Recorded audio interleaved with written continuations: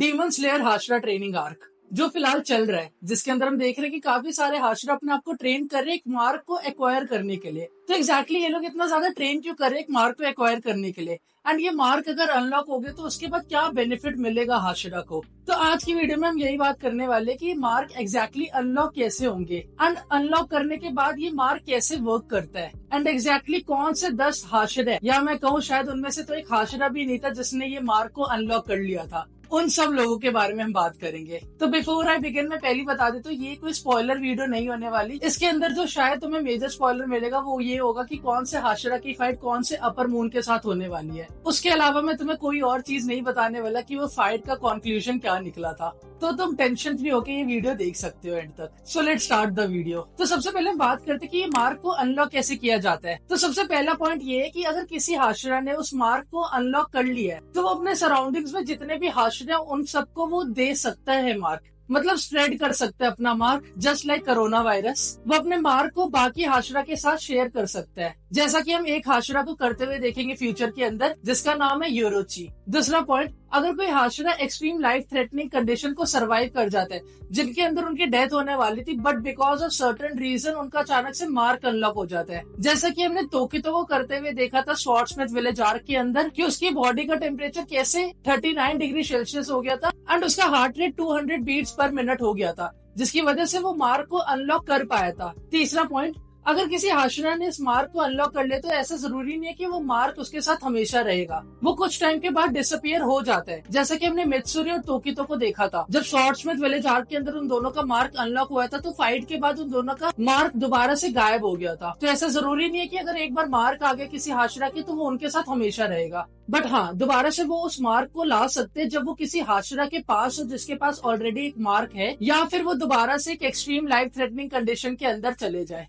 तो उनका मार्क दोबारा से आ सकता है। चौथा पॉइंट, कि अगर तुम एक हाशरा और तुम चाहते हो कि ये मार्क तुम्हारे साथ हमेशा रहे तो तुम्हें एक्सट्रीम ट्रेनिंग करनी पड़ेगी, मतलब काफी ज्यादा ट्रेन करने पड़ेगी अपनी बॉडी को और एक्सट्रीम कंडीशंस के साथ जाना पड़ेगा जिसकी वजह से वो मार्क तुम्हारे साथ हमेशा रहे, या फिर तुम्हें इतना लकी होना पड़ेगा कि तुम उस मार्क के साथ बॉर्न हो, जो हम आगे देखने वाले इस वीडियो के अंदर कि ऐसा कौन सा इंसान था जो बॉर्न नहीं हुआ था इस मार्क के साथ। तो ये चारों कंडीशन थी एक मार्क को अनलॉक करने के लिए। बट अगर एक मार्क अनलॉक हो गया तो उसका यूज क्या है जिसकी वजह से ये हाशरा इतना ज्यादा ट्रेन कर रहे हैं। तो सबसे पहला पॉइंट, कि अगर कोई हाशरा ये मार्क को अनलॉक कर लेते तो उनकी फिजिकल स्ट्रेंथ काफी ज्यादा इंक्रीज हो जाती है, एंड वो जो ब्रीदिंग टेक्निक यूज कर रहे होते हैं उसके अंदर वो काफी ज्यादा एडवांस हो जाते हैं। उनकी फिजिकल स्ट्रेंथ, एंड्योरेंस, स्पीड, हर एक चीज इंक्रीज हो जाती है, एंड इतनी ज्यादा इंक्रीज हो जाती है कि वो एक अपर मून के अगेंस्ट 1-on-1 कर पाए। एंड इवन उनकी हैंड स्ट्रेंथ, जिस हाथ से वो स्वॉर्ड पकड़ते या अपना कोई भी वेपन पकड़ते, वो 100 टाइम्स स्ट्रॉन्गर हो जाता है। कि मतलब अगर उन्होंने अपने नॉर्मल स्टेट में किसी को स्लाइस किया है तो वो ज्यादा इफेक्टिव ना हो शायद, बट अगर उन्होंने मार्क अनलॉक कर लिया एंड वो किसी को स्लाइस करे तो उनका 100 टाइम इफेक्ट होगा उस डीमन के ऊपर। दूसरा पॉइंट, कि एक यूजर जिसके मार्क है वो रेड शाइनी नेचुरल ब्लेड को अनलॉक कर लेता है, एंड ये कोई नॉर्मल ब्लेड नहीं होता। जब एक हाशरा red shiny natural blade unlock कर लेते तो वो जब यूज करते उसको तो वो एक्सट्रीम हीट जनरेट करता है, एंड यहाँ तक कि वो अगर किसी डीमन को स्लाइस करे तो उनका रीजनरेशन टाइम काफी ज्यादा स्लो हो जाता है। बट सिर्फ अपर मून ही नहीं, अगर कोई डीमन किंग मुजान को भी उस ब्लेड से स्लाइस करे तो उसका भी रीजनरेशन टाइम काफी ज्यादा स्लो हो जाएगा। और इस ब्लेड को अनलॉक करने के डिफरेंट वेज है, बट जो सबसे ज्यादा कॉमन वे है वो ये है कि अगर 2 मार्क यूजर अपना ब्लेड क्लैश करे तो ऑटोमेटिकली चांसेस है कि उनका जो ब्लेड है वो रेड शाइनी नेचुरल ब्लेड में कन्वर्ट हो जाएगा। या फिर दूसरा वे ये होता है अनलॉक करने का कि अगर कोई यूजर अपने स्वॉर्ड को या अपने वेपन को काफी ज्यादा टाइटली होल्ड करता है, जो मार्क्ड यूजर है ऑफकोर्स, अगर वो अपने ब्लेड को काफी ज्यादा टाइटली होल्ड करता है जिसके अंदर उसका टोटल कंसंट्रेशन लगता है, तो चांसेस है कि वो रेड शाइनी नेचुरल ब्लेड को अनलॉक कर ले। तो ये 2 तरीके होते हैं रेड शाइनी नेचुरल ब्लेड को अनलॉक करने के। तीसरा पॉइंट, और ये सबसे ज्यादा इंपॉर्टेंट पॉइंट है क्योंकि ये हर एक हाशरा अनलॉक नहीं कर पाता, ट्रांसपेरेंट वर्ल्ड। तो इसके अंदर क्या होता है कि एक मार्क्ड यूजर अपने ओपोनेंट का ब्लड फ्लो देख सकता है, बट सिर्फ ब्लड फ्लो ही नहीं, उसकी ब्रीदिंग, उसका मस्कुलर मूवमेंट, यहाँ तक कि उसका जॉइंट मूवमेंट, वो सब कुछ इजीली देख सकता है, जैसे वो एक इंसान के आर पार देख रहा हो। इसलिए इसका नाम है ट्रांसपेरेंट वर्ल्ड। एंड ये सब कुछ उन्हें हेल्प करते हैं ताकि वो अपने ओपोनेंट का मूव पहले ही प्रिडिक्ट कर सके, ताकि वो उसको इजिली डॉज कर सके। एंड यहाँ तक कि अगर एक मार्क्ड यूजर ये अनलॉक कर ले तो वो वर्ल्ड को स्लो मोशन के अंदर देख सकता है। तो जैसा कि हम फाइट देखा करते थे डीमन स्लेयर के अंदर, जिसके अंदर हमें लगता था कि इसको इंटेंशनली स्लो कर रखा है, तो ऐसा नहीं था। जब एक हाशिरा ट्रांसपेरेंट वर्ल्ड को अनलॉक कर लेते तो ऑटोमेटिकली वो चीजें स्लो हो जाती है। जैसा कि हमने देखा था टांजीरो वर्सेस हैंटेंगू के फाइट के अंदर, जिसके अंदर टांजीरो कैसे स्लो में सब कुछ देख पा रहा था। और ये जरूरी इसलिए होता है क्योंकि अपर मून डीमन काफी ज्यादा फास्ट होते हैं एंड हाशिरा इतना तेज नहीं होते। तो एक मार्क्ड यूजर ये जब अनलॉक कर लेते तो वो काफी ज्यादा तेज हो जाता है, मतलब वो वर्ल्ड को स्लो मोशन में देख रहा होता है, इसलिए उसकी मूवमेंट काफी ज्यादा फास्ट हो जाती है। फोर्थ पॉइंट ये कि तुम्हें पता है कि मूजान डीमन क्रिएटिंग ब्लड यूज करता है, तो एक मार्क्ड यूजर के ऊपर जब वो अपनी टेक्निक यूज करेगा ये वाली डीमन क्रिएटिंग ब्लड, तो हाशिरा उसके अंडर कंट्रोल नहीं आएंगे एंड चांसेस है कि वो डीमन बने ही ना, क्योंकि मूजान को काफी ज्यादा ब्लड चाहिए होगा अगर वो किसी मार्क्ड यूजर को अपने अंडर कंट्रोल लाना चाहते हैं। तो ये 4 एबिलिटी ग्रांट करते हैं अगर तुम एक मार्क अनलॉक कर लेते हो तो, जिसके लिए हाशिरा इतना ज्यादा ट्रेन कर रही है। तो अब तुम ये सोच रहे हो कि इतनी खतरनाक एबिलिटी है तो इसका कोई ड्रॉबैक तो हो गई होगा। तो ऑफ कोर्स इसका एक ड्रॉबैक जरूर है कि अगर एक हाशिरा ये मार्क को अनलॉक कर लेते तो उनकी लाइफ स्पैन कम हो जाती है एंड ये तक माना जाता है कि वो 25 की एज तक मर जाते हैं। बट सिर्फ इतना ही नहीं, कुछ इंडिविजुअल्स ने जिन्होंने ये मार्क को अनलॉक किया था उन्होंने शायद चीट कोड निकाल लिया था इस मार्क को लंबे टाइम तक रखने के लिए, या फिर एक यूजर ने तो 25 की एज के बाद इस मार्क को अनलॉक किया था, जो लोगों को लगता था पॉसिबल नहीं है बिल्कुल भी। तो अब देखते हैं वो 10 लोग एग्जैक्टली कौन थे जिन्होंने इस मार्क को अनलॉक किया। तो सबसे पहले बात करते हैं हमारे प्रोटैगनिस्ट टांजीरो कमाडो की। तो जब स्टार्टिंग में तुमने टांजीरो को देखा था तो उसके सर पे एक मार्क था, तो वो मार्क ऐसे ही था,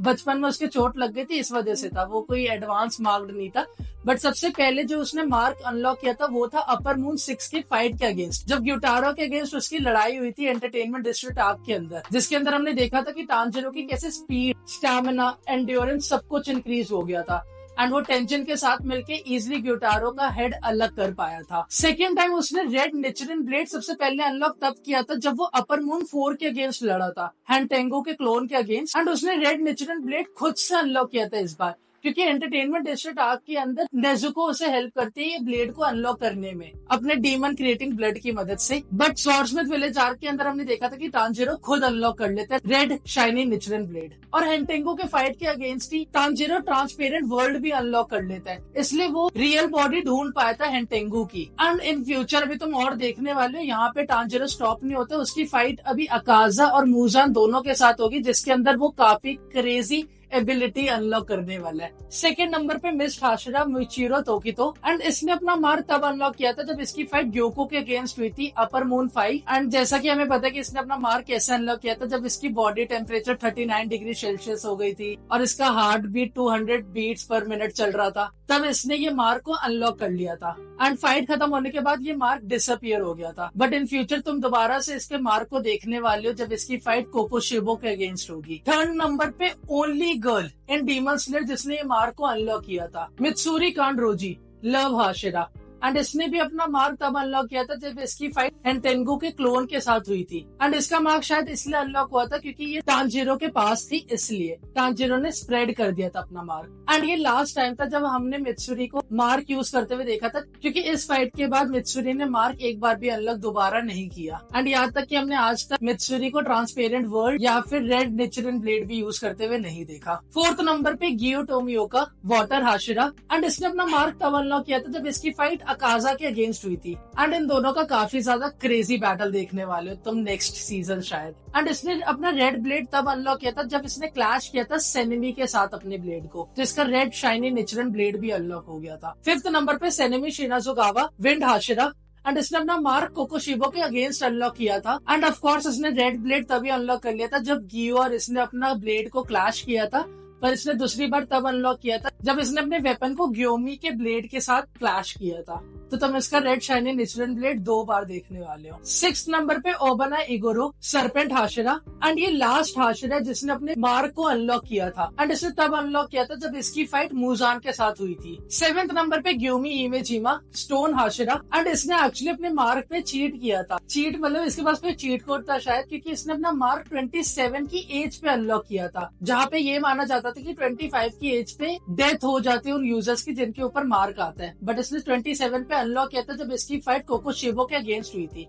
एंड इसने ट्रांसपेरेंट वर्ल्ड भी अनलॉक कर लिया था यहाँ पे। एंड जैसा कि तुम्हें पता ही है कि ग्योमी ब्लाइंड है, स्टिल वो कोकोशिबो के ब्लड फ्लो वगैरह सबको देख पा रहा था ट्रांसपेरेंट वर्ल्ड की वजह से। एंड ये कोई इजी टेक्निक नहीं है, क्योंकि काफी सारे हाशिरा ट्रांसपेरेंट वर्ल्ड तक तो पहुंचे ही नहीं थे। 8th नंबर पे टांजूरो कमाडो, हमारे प्रोटैगनिस्ट के पापा, तो ये कोई डीमन स्लेयर नहीं थे, एंड स्टिल इन्होंने मार्क अनलॉक कर लिया था, पर इन्होंने अनलॉक नहीं किया था। शायद ये माना जाता है कि ये मार्क के साथ ही बॉर्न हुए थे, एंड इनकी आज तक फुल पावर तो दिखाई नहीं है कि ये अपने मार्क के साथ कर क्या सकते हैं, क्योंकि इन्होंने अपना मार्क तब अनलॉक किया था जब इनकी फाइट एक जायंट बियर के साथ हुई थी। एंड जैसा कि तुम्हें पता ही है कि ये सन ब्रीदिंग यूज किया करते थे, तो अनफॉर्चुनेटली हमें टांजूरो कमाडो के बारे में ज्यादा कुछ पता नहीं है, पर इनकी फोटो देख के ये लग रहा है कि ये 25 की एज से तो ज्यादा ही है, तो इन्होंने भी अपने मार्क के ऊपर चीट किया ही होगा, एंड ये 25 की एज के बाद ही मरे होंगे। और उसके बाद बात करते हैं 2 ट्विन ब्रदर की। सबसे पहले वो इंसान जिसने पूरे डीमन स्लेयर में सबसे पहले ये मार्क को अनलॉक किया था, यूरोची सुगिकुनी, और ये इंसान तो इस मार्क के साथ बॉर्न हुआ था, तो इसको कोई एक्सट्रीम कंडीशन के थ्रू नहीं जाना पड़ा या कोई एक्सट्रीम ट्रेनिंग नहीं करनी पड़ी। एंड इन्होंने भी अपने मार्क के ऊपर चीट किया था, क्योंकि ये 85 इयर्स तक जिंदा थे, एंड इन्होंने अपने मार्क को हर एक डीमन स्लेयर के ऊपर स्प्रेड कर दिया था। एंड जिस टाइम पीरियड में ये रहा करते थे उसको गोल्डन एज ऑफ हाशिरा बुलाया जाता था। एंड ये बाकी हाशिरा की तरह नहीं थे कि किसी को अपना ब्लेड क्लैश करवाना पड़ रहा है रेड शाइनी निचरन ब्लेड के लिए, बल्कि ये रेड शाइनी निचरन ब्लेड खुद से अनलॉक कर लेते थे, अपनी विल से वो किसी भी चीज को अनलॉक कर लेते थे, तो ये इतने ज्यादा पावरफुल हुआ करते थे। एंड यहाँ तक कि ये भी माना जाता है कि इनकी फाइट तो मूजान के अगेंस्ट हुई थी, जिसके अंदर मूजान को इतना ज्यादा गंदा डैमेज दिया था इन्होंने कि वो आज तक ट्रॉमा में है, और यूरोची का थोड़ा सा ग्लिम्स भी दिख जाए उसे तो वो डर के पागल हो जाता है। एंड वो लिटरली हर एक चीज के अंदर परफेक्ट था, और इसी परफेक्शन की वजह से उसका जो ट्विन ब्रदर था, हमारा लास्ट मेंबर जिसकी बात करने वालों में मिचिकात्सु सुगिकुनी, उसके अंदर भी थोड़ा हेट्रेट आ गया था, जिसको आज करंट टाइम में हम कोकोशिबो के नाम से जानते हैं। वही इंसान जिसने इतने सारे हाशिरा को हेल्प किया था कि वो अपना मार्क को अनलॉक कर पाए जब वो उनके साथ फाइट कर रहा था। तो इसने भी अपने भाई के साथ डीमन स्लेयर कॉर्प को ज्वाइन किया था, एंड इसका मार्क तब अनलॉक हुआ था जब ये यूरोची अपने भाई के अंडर ट्रेनिंग ले रहा था। और जैसा कि तुम्हें पता ही कि इसने भी 25 की एज से ज्यादा सर्वाइव कर लिया था, बट इसने ज्यादा रिस्क नहीं लिया कि क्या पता मैं मर जाऊं, तो इसने एक्चुअली मूजान का ऑफर एक्सेप्ट कर लिया था और अपने आप को डीमन के अंदर कन्वर्ट कर लिया था, जिसकी वजह से वो 400 साल से जिंदा है। और ये एक ऐसा डीमन है जिसके अंदर एबिलिटी, स्ट्रेंथ वगैरह सब कुछ है, बट इसके अलावा इसके पास भी ट्रांसपेरेंट वर्ल्ड की एबिलिटी है। एंड इसकी ट्रांसपेरेंट वर्ल्ड की एबिलिटी शायद सबसे ज्यादा खतरनाक है पूरे डीमन स्लेयर के अंदर, क्योंकि ये जब तोकितो को फर्स्ट टाइम देखते तो उसको देख के ही बता देते कि ये वन ऑफ माई डिसेंडेंट है। और इसी के साथ हमारे 10 के 10 लोगों के बारे में मैंने बात कर ली जिन्होंने मार्क को अनलॉक किया था। तो एक बार वीडियो खत्म करने से पहले मैं तुम्हें क्रोनोलॉजिकल ऑर्डर में बता देता हूँ कि सबसे पहले किसने अनलॉक किया और सबसे लास्ट में किसने अनलॉक किया। तो सबसे पहले अनलॉक किया था यूरोची ने, उसके बाद कोकोशिबो ने, उसके बाद टांजूरो ने, उसके बाद टांजीरो ने, उसके बाद तोकितो ने, उसके बाद मित्सुरी ने, फिर गियो ने अनलॉक किया था, फिर ग्योमी ने अनलॉक किया था, और उसके बाद सेनेमी ने अनलॉक किया था, और लास्ट में ओबनाई ने अनलॉक किया था। तो ये था क्रोनोलॉजिकल ऑर्डर जिस वे में उन्होंने अनलॉक किए थे अपने mark. So this was all for today. और हाशिरा ट्रेनिंग आर्क तो अभी तक चल ही रहा है, तो काफी ज्यादा मजा आने वाला है देखने के लिए। एंड ये सीजन तो नहीं, बट इसके बाद जो सीजन आएंगे उनका काफी ज्यादा वेट होगा, क्योंकि नेक्स्ट सीजन से सिर्फ फाइट देखने वाले हो तुम। और अगर तुम ब्लीच के फैन हो तो make sure you watch my entire playlist right over here. और अगर तुम्हें वीडियो पसंद आई तो make sure you hit the subscribe button और लाइक भी कर देना वीडियो को। Until then, see you next time. Bye.